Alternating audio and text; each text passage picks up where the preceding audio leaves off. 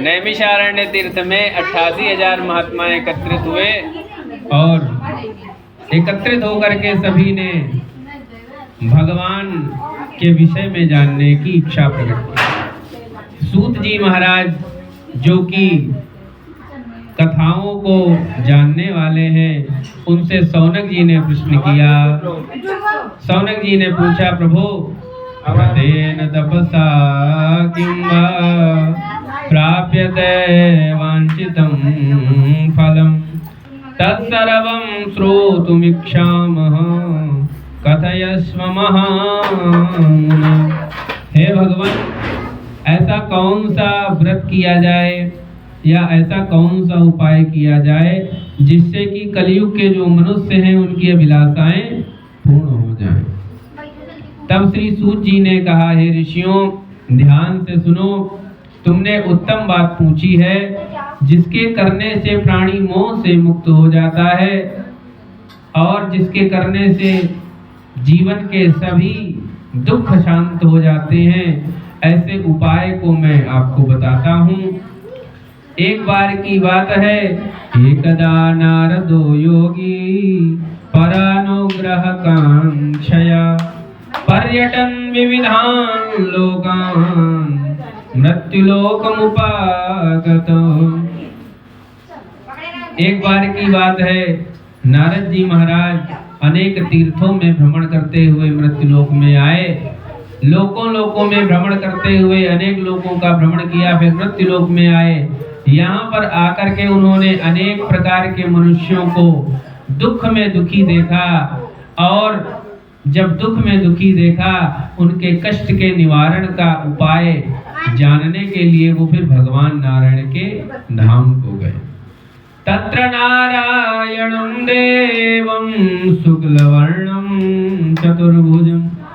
वो भगवान के लोक को गए। कैसे लोक को? बोले जहाँ पर भगवान नारायण विराजते हैं चतुर्भुज रूप में, वैकुंठ में गए। वैकुंठ में किसी को किसी भी प्रकार की चिंता नहीं होती, शोक नहीं होता, कष्ट नहीं होता, जरा नहीं होती, वृद्धावस्था नहीं होती, मृत्यु नहीं होती, किसी प्रकार का कोई शोक नहीं होता, इसीलिए उसे वैकुंठ कहा गया है। ऐसे भगवान नारायण की सन्निधि में जाकर के वैकुंठ नारायण का दर्शन किया और नारद जी प्रसन्न हो गए। भगवान की दिव्य स्तुति की है। भगवान नारायण प्रसन्न हुए हैं। भगवान ने पूछा, किमर्थम आगतोसि त्वं किं ते मनसि वर्तते। हे नारद जी, आपका जो आगमन है वैकुंठ में किस लिए हुआ है, क्या कारण है? नारद जी ने कहा, मृत्युलोक के जन सकल है युत क्लेश अनंत, कहीं उपाय से मुक्त हो मोह शोक है भगवंत। हे भगवान, मैं मृत्युलोक से भी आ रहा हूँ। यहाँ पर जितने भी मनुष्य हैं अनेक प्रकार के दुख से दुखित हैं। हे भगवान, उनका शोक किस प्रकार नष्ट हो, उनका दुख किस प्रकार नष्ट हो, यह आप बताने की कृपा करें। तब भगवान ने कहा, हे नारद जी, आपने जो बात पूछी है बड़ी उत्तम है। जिसके करने से प्राणी मोह से छूट जाता है, मैं उस उपाय को कहूँगा।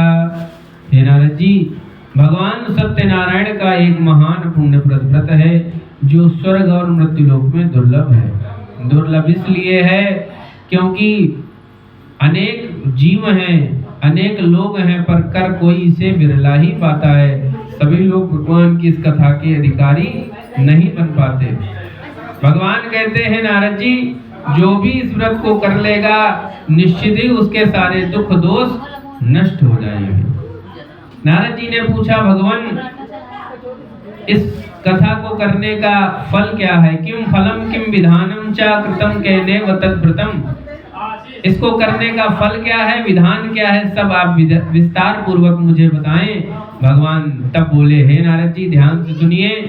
दुख शोकादि शमनम धन धान्य प्रवर्धनम सौभाग्य संतति करम सर्वत्र विजय प्रदम। भगवान की ये कथा दुख और शोक का नाश करने वाली है।